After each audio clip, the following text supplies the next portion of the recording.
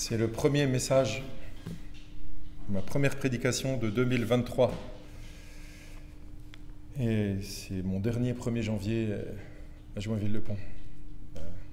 C'est un peu particulier. Je ne sais pas si vous avez regardé les vœux de notre président hier. Non? Vous étiez trop occupé? Alors, avant de regarder les vœux à 20h à la télé, on savait déjà à peu près de quoi il allait parler.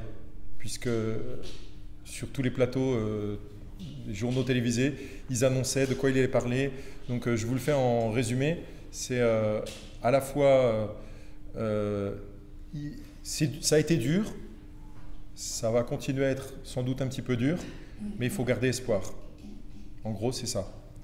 Et si vous regardez les autres personnalités politiques, vous verrez que pratiquement tous, ils ont envie de dire la même chose, parce que qu'on soit de toute façon chrétien ou pas chrétien, on a envie de s'attacher à l'espérance, en fait.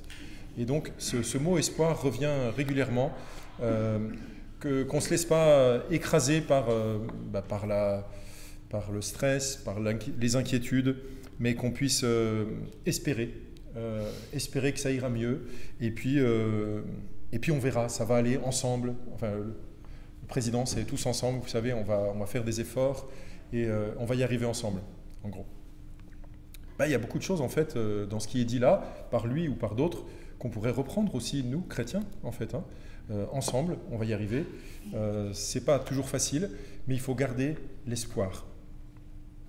Alors, je ne sais pas, vous, à titre personnel, si vous avez beaucoup souffert ou un peu souffert cette année 2022. Je vous rappelle le stress que vous avez sans doute connu au mois de février, quand vous avez entendu parler d'une guerre qui éclatait entre la Russie et l'Ukraine, ou pas une guerre, à ce qui paraît que ce n'était pas une guerre, c'était juste une opération militaire, mais ça fait quand même une espèce de stress, non? Sérieux? Ça nous prend aux tripes. Et encore, nous, on a eu ce stress, mais j'ai l'impression quand même qu'on l'a eu au début, puis après, on s'habitue un peu, puis on sait qu'ils sont en train de s'arranger là-bas, de se taper dessus, il y a des armes qui leur sont données, mais nous, on n'a pas le stress de la guerre qui est chez nous, en fait. On ne connaît pas le fait de voir des envahisseurs qui viennent, par exemple dans la cour de votre maison, des bombardements, des réquisitions, des choses comme ça. Nous, on ne connaît pas ça et donc on ne peut pas dire qu'on a souffert vraiment tant que ça, finalement, par rapport à d'autres pays, d'autres gens, en fait, qui ont énormément souffert et qui, au passage de la nouvelle année, auraient bien besoin, eux aussi, d'avoir de l'espérance. Espérer que ça va aller mieux. Est-ce qu'on peut espérer en Dieu? C'est la question que j'aimerais vous poser ce matin. Est-ce qu'il y a de l'espoir en Dieu, vraiment? Oui, vous allez dire oui. Est-ce qu'on peut espérer quand on est attaqué? Je ne parle pas seulement de Russie, Ukraine, tout ça, mais en général, dans la vie, quand on est en guerre, quand on est attaqué, quand notre maison est détruite, quand on n'a plus assez à manger, quand un fils est parti à la guerre, quand nos enfants sont séparés, quand, je ne sais pas, enfin, toutes sortes de drames comme ça, est-ce qu'on peut continuer à espérer en Dieu ou est-ce que finalement, on n'a pas qu'une chose à faire, c'est de se dire, de toute façon, c'est foutu, quoi. Là, c'est complètement foutu, avec tout ce qui s'est passé, c'est catastrophique, et donc, il n'y a plus rien à espérer de personne, même pas de Dieu. Je ne dis pas que c'est ce qu'il faut penser, hein. Je dis que c'est le genre de sentiment que quelqu'un peut éprouver quand il est éprouvé à l'extrême. Et je vais vous montrer ce matin, bon, c'est curieux comme vœu, hein, mais je vais vous montrer qu'il y a un homme qui a souffert particulièrement dans la Bible. D'ailleurs, on a ajouté un petit suffixe à son nom pour en faire le symbole de ceux qui se plaignent. Ceux qui se plaignent, on dit qu'ils font des jérémiades. Parce que Jérémie a écrit les Lamentations de Jérémie. Donc Jérémie, le prophète de l'Ancien Testament, un gros morceau de l'Ancien Testament, et puis il a écrit un gros livre, et puis un petit livre de 5 chapitres, les Lamentations de Jérémie. Et alors, moi, Jérémie, c'est un de mes auteurs favoris dans la Bible. J'aime beaucoup lire son histoire, je trouve que c'est très instructif, et ça nous remet un peu dans le contexte d'une vie qui n'est pas toujours facile, en fait. Jérémie, je vous le résume un peu, hein, lui, il a vraiment, enfin, humainement, on va dire, il n'a vraiment pas eu de chance. À un moment, Dieu lui a dit de ne pas prendre de femme. Dieu lui a dit qu'il n'aurait pas d'enfant. Pourtant, il était en âge d'en avoir. Donc, je pense qu'un peu comme tous les jeunes hommes, il rêvait de ça. Et bien, Dieu lui a dit non, ça ne sera pas pour toi. Et Dieu lui a dit de dénoncer le péché de son peuple. Et dans le livre de Jérémie, on voit toutes les fois où il a dû dénoncer le péché du peuple. Et il était quasiment le seul à dénoncer le péché du peuple et de dire, il y a un peuple qui viendra du nord et qui va détruire le territoire de Juda. Déjà, Israël, le royaume du nord a été déporté au moment où Jérémie parle, et il dit ce qui va se passer parce que Dieu lui parle. Alors là, c'est pas simplement je crois que Dieu m'a parlé, Dieu lui parle vraiment. Et là, il sait que Dieu lui a parlé et qu'il a un message à transmettre. Donc c'est pas, je vous dis, hein, c'est pas juste il s'est imaginé, il s'est dit ouais je crois que Dieu me parle, je vais dire ça, on verra bien ce que ça donne. Non, pour lui c'était très clair. Dieu lui a dit de dénoncer le péché du peuple. Et les prophètes qui étaient en Jérusalem à l'époque, et puis dans tout le territoire de Juda, ne faisaient que prophétiser le contraire. Paix, paix, sécurité, ne vous inquiétez pas, Dieu est avec nous, nous avons le temple de l'Éternel, rien ne nous arrivera. Et puis Jérémie, ce qu'il dit, c'est des mensonges. Et ils l'ont pris, ils l'ont battu, ils l'ont mis dans une citerne, ils lui ont fait toutes sortes de vacheries, ils ont même essayé de le tuer, mais ils n'ont pas réussi, parce que Dieu l'a protégé. Et Jérémie, donc, dans les lamentations de Jérémie, s'exprime sur la douleur, la souffrance de tout ce qu'il a vécu. Et puis, rassurez-vous, à la fin quand même, hein, c'est là où il va parler d'espérance. Ce passage très connu, peut-être il y en a qui ont déjà deviné, Lamentation Jérémie 3, versets 21 à 23. Il y en a qui ont une idée? Karine, tu as une idée? Ah, c'est pas celui-là, non? Ah oui, ça c'est Jérémie 29, 11, 12, 13, là, ça continue un peu. Voilà, toi tu écoutes Nicolas Ternisien, je crois, non? Non, tu connais pas? Mais elle se renouvelle chaque matin. C'est un guitariste là. Non, vous connaissez? Bon, bref, vous écouterez sur Internet. Nicolas Ternisien, Les bontés de l'Éternel. C'est un chant un peu pop-rock, mais qui parle de ça. Mais avant de dire ça, en fait, avant de dire que les bontés de l'Éternel se renouvellent chaque matin, et puis de dire son espérance en Dieu, avant de dire ça, Jérémie, il a écrit 52 chapitres où il dit ce qui se passe. Et puis dans les lamentations de Jérémie, il a déjà, au chapitre 1 et au chapitre 2, il a dit toute sa souffrance. Et je ne vais pas tout vous lire, mais j'aimerais juste vous donner envie de lire. Je vais essayer de ne pas être trop long, mais juste vous donner envie de lire. Parce que je vous ai dit la dernière fois, il y a 15 jours, lire la Bible, ça fait du bien. Parce que par nous-mêmes, on découvre des choses. Soit il y a des choses qu'on ne comprend pas. Des fois, il y a des noms comme Tekoa, Meradzim, ou je ne sais pas, des noms comme ça. On se dit, oh là là, je ne sais même pas de quoi ça parle. Donc ça va être compliqué des fois. Mais souvent, il y a des paroles qui vont nous... écoutez. Donc, Jérémie se présente. Donc, Lamentation de Jérémie, chapitre 3. « Je suis l'homme qui a vu la misère sous le bâton de sa fureur. » De la fureur de Dieu. « Il m'a poussé. » Et en fait, je vais vous lire ce texte-là et j'aimerais vous le dire avant, parce que je suis sûr que vous le ferez, mais en vous le disant, ça sera encore plus le cas. Je vais aller doucement chaque fois que je vais lire. Je ne vais pas forcément faire des commentaires souvent, mais je vais juste vous laisser imaginer la scène. Parce que Jérémie écrit d'une manière très imagée, en fait. Donc vous vous imaginez comment il se sent face à Dieu. Il va donner plusieurs images. Il voit Dieu d'une certaine manière, et lui à côté de Dieu. Et donc il va l'imaginer comme la tempête ou comme un animal féroce. Vous allez imaginer ça, et c'est comme ça en fait qu'il se sent face à Dieu.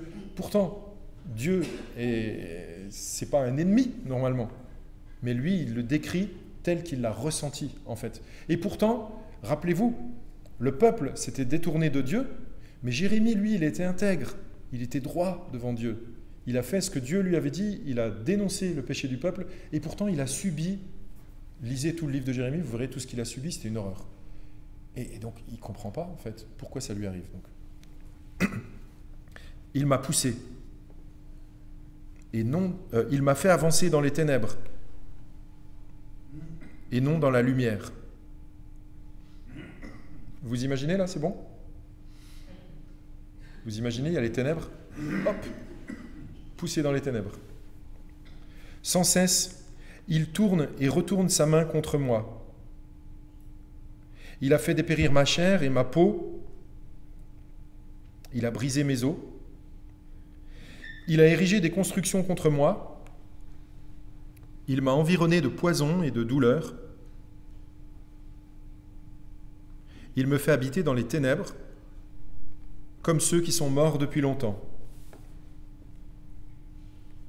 Il m'a emmuré pour que je ne puisse pas sortir. Il a alourdi mes chaînes. J'ai beau crier et implorer du secours, il tient ma prière enfermée. Il a barré mon chemin avec des pierres de taille. Il a dévié mes sentiers. Il a été pour moi un ours en embuscade, un lion dans un endroit caché. Il a détourné mes voies, il m'a mis en pièces. Il a fait de moi un homme dévasté. Il a tendu son arc et m'a dressé comme cible pour ses flèches. Il a fait pénétrer dans les profondeurs de mon être les flèches de son carquois. J'aimerais savoir dessiner. Je ne sais pas si je mettrais cette BD dans les mains des enfants, en fait. Je suis pour tout mon peuple un objet de moquerie. À longueur de journée, je suis l'objet de leurs chansons. Il m'a rassasié d'herbes amères. Il m'a enivré d'absinthe. Il a cassé mes dents avec des cailloux. Il m'a piétiné dans la cendre. Tu m'as enlevé la paix. J'ai oublié ce qu'est le bonheur. Alors j'ai dit, je n'ai plus d'avenir. Je n'ai plus d'espérance en l'Éternel. Je pense que quand je lis ça, là, ça résume un peu ce que je vous disais tout à l'heure, quand je disais, mais est-ce qu'on peut encore avoir de l'espérance quand on a l'impression d'avoir tout perdu, quand on se sent abandonné même de Dieu? Est-ce qu'on a encore de l'espérance? C'est ce qu'il dit, c'est sa conclusion. Alors j'ai dit, je n'ai plus d'avenir, je n'ai plus d'espérance en l'Éternel. Souviens-toi de ma détresse et de ma misère, de l'absinthe et du poison. Moi, je m'en souviens bien et je sombre.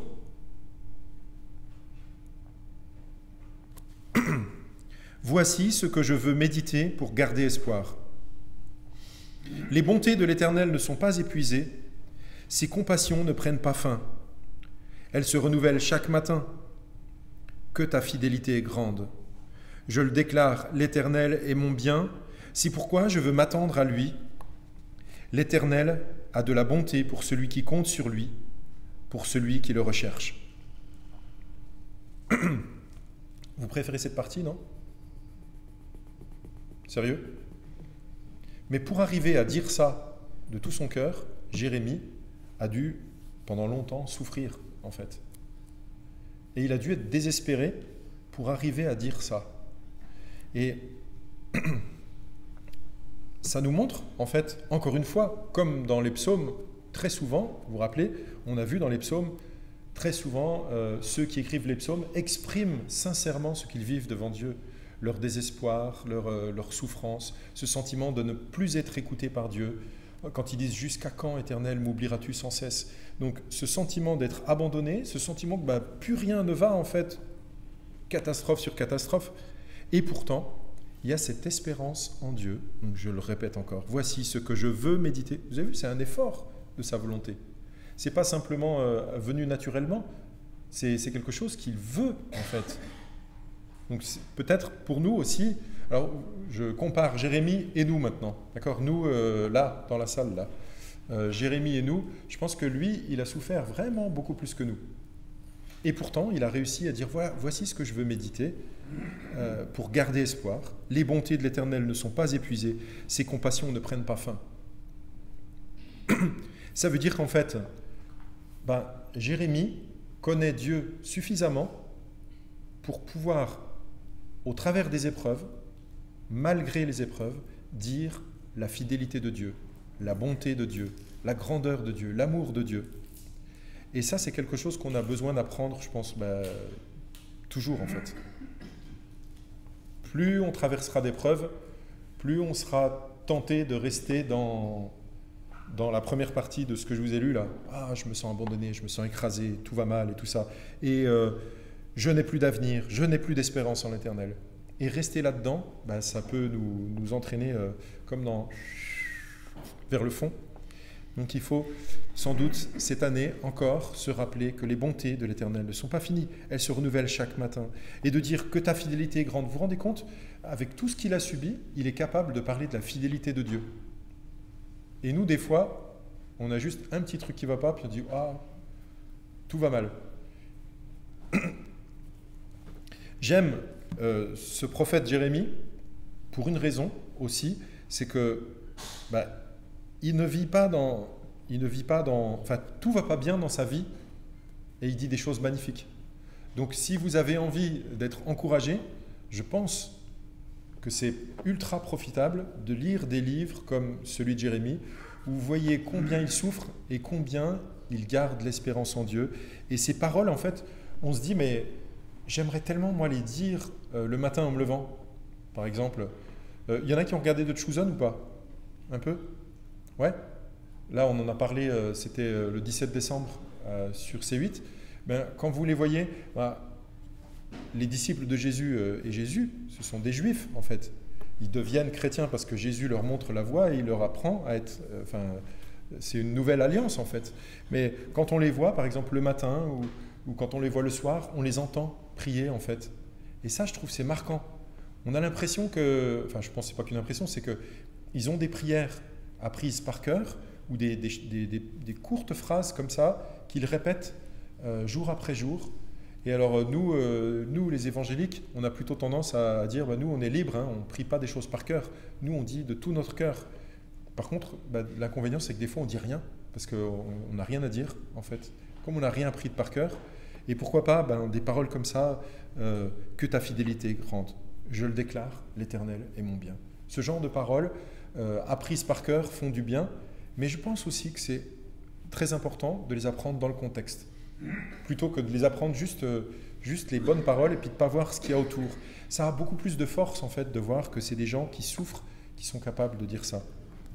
Eh bien, j'espère que pour nous, cette année, elle sera bonne et puis même s'il y a des choses difficiles, qu'on arrivera, comme Jérémie, à dire ce genre de choses. Que ta fidélité est grande, Seigneur. Amen.